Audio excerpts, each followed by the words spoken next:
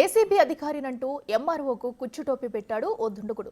ఫోన్లో బెదిరింపులకు బెంబేలెత్తిపోయిన యాదాద్రి జిల్లా రాజాపేట తహసీల్దార్ దామోదర్ అవతలి వ్యక్తి అడిగినంత ఆన్లైన్ ట్రాన్స్ఫర్ చేసి తర్వాత మోసపోయారని గుర్తించాడు.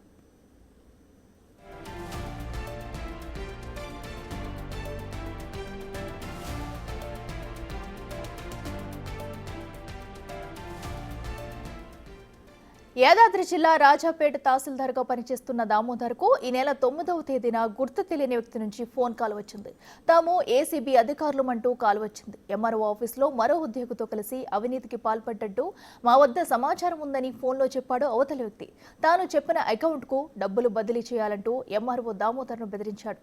దీంతో తన అవినీతి చిట్టా ఎక్కడ బయటపడుతుందోనని భయపడ్డ ఎంఆర్ఓ చేసేది లేక 3,30,000 రూపాయల నగదును ఆన్లైన్లో ట్రాన్స్ఫర్ చేశాడు.